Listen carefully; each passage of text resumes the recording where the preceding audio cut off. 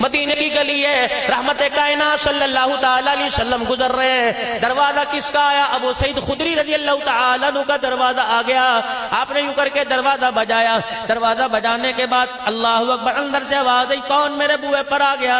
اس وقت تو کسی کے آنے کا وقت نہیں۔ آپ نے فرمایا انا محمد الرسول اللہ، اے لوگو دو جہانوں کا سردار تیرے دروازے پر آیا صلی اللہ تعالیٰ علیہ وسلم۔ جناب ابو سعید خدری رضی اللہ تعالیٰ عنہ نے فوراً دروازہ کھولا کہ کملی والے بڑے اچھے وقت پر آئے ہو، آپ کا آنا میرے گھر والوں کے لیے، میرے ایمان کی ترقی کے لیے، میری دنیا آخرت کی کامیابی کے لیے آپ کا آنا مبارک ہو۔ کملی والے آپ تشریف لے آئے۔ آپ نے فرمایا ابو سعید خدری بتا تجھے چاؤ کس بات کا چڑھ گیا، تجھے شوق کس بات کا چڑھ گیا؟ ابو سعید خدری رضی اللہ تعالی عنہ آپ کو باورچی خانے کی طرف لے گئے، جو چولہے پہ ہنڈیاں چڑھی تھی، ڈھکنا کھول کے دکھایا، بکری کا گوشت بھن رہا تھا، پک رہا تھا، کڑوا کڑوا مسالہ تھا، پر عرض کرنے لگے کملی والے مجھے پتہ ہے آپ کو بھنا گوشت پسند ہے۔ آپ نے فرمایا ہاں تبھی تو کہوں کہ تیرے مکان سے ہنڈیا کے بھننے کی خوشبو کیوں آ رہی تھی؟ پتہ نہیں کتنے دن کے بھوکے ہوں گے، کھایا پیا نہیں ہوگا۔ اللہ کے نبی بھوک لگی کہاں؟ کہ بس گوشت میں کسر رہے گی، 5-4 منٹ میں دسترخوان لگتا ہے۔ ابو سعید خدری رضی اللہ تعالیٰ عنہ ہنڈیا بنا رہے ہیں، چمچہ چلا رہے ہیں، اتنے میں مدنی کریم علیہ السلام آ گئے، ہاتھ سے چمچہ پکڑ کے سالن میں پھیرنا شروع کر دیا۔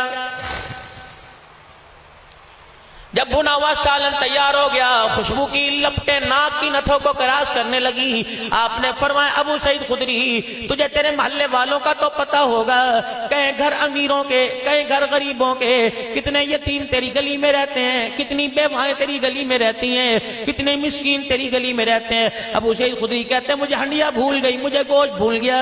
میں نے کہا کملی والے سامنے والے دروازے سے 4 دن پہلے جنازہ اٹھا، مرنے والا 3 یتیم بچی ایک بیوہ کو چھوڑ کے چلا گیا، پچھلے دروازے سے 7 والے دروازے تھے، مہینہ پہلے جنازہ فلانے صحابی کا اٹھا تھا، ادھر بھی غریب ہے ادھر بھی غریب ہے۔ میں گلی سے چل کے آ رہا تھا، ایک سے پوچھا آج تو دھاڑی پہ کیوں نہیں گیا؟ کہنے لگا کہاں سے پیسہ لگاؤں، میرے پاس چھاپڑی لگانے کے لیے پیسہ کوئی نہیں۔ جب سارے گھرانے کا حال انگلی پہ گنا دیا، آپ نے فرمایا ابو سعید خدری پھر اٹھ کے جلدی کھڑا ہو جا، جلدی کر مجھے پانی کا پیالہ لا کے بھر کے دے دے۔ ابو سعید خدری رضی اللہ تعالیٰ عنہ پانی کا پیالہ بھر کے لائے، آپ نے بھنے ہوئے گوشت میں برتن میں ڈال دیا، پتلا سا شوربہ کیا، فرمایا اور پانی کا پیالہ لے کے آ جا۔ جب 2-3 پیالے پانی کے ڈال دیے، پتلا پتلا شوربہ ہو گیا۔ فرمایا ابو سعید خدری میں تجھے سالن برتن میں ڈال کے دوں، فلانی غریب کے گھر دے آ، فلانی بیوہ کے گھر دے آ، فلانے یتیموں کے گھر دے آ۔ فرمایا میرے 10-12 پھیرے لگے، ہنڈیا ساری خالی ہو گئی، نیچے کا پیندہ نظر آنے لگا۔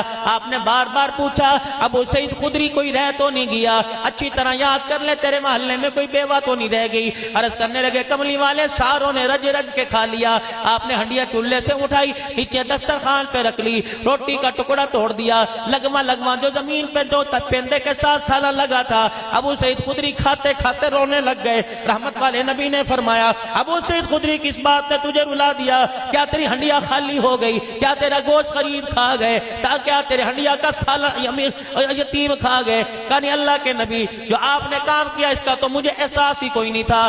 ابو سعید خدری کی منہ میں لقمہ، حضرت محمد عربی کے منہ میں لقمہ، دونوں لقمہ چباتے جاتے رو رہے جاتے تھے۔ آپ نے فرمایا ابو سعید خدری رضی اللہ تعالی عنہ تیری ہنڈیا سے غریب کھا گئے، تیری ہنڈیا سے یتیم بیوہ کھا گئی۔ رب اکبر کی قسم ہے آج کے تیرے دسترخوان سے مصطفیٰ بھی راضی ہو گیا، خدا بھی راضی ہو گیا۔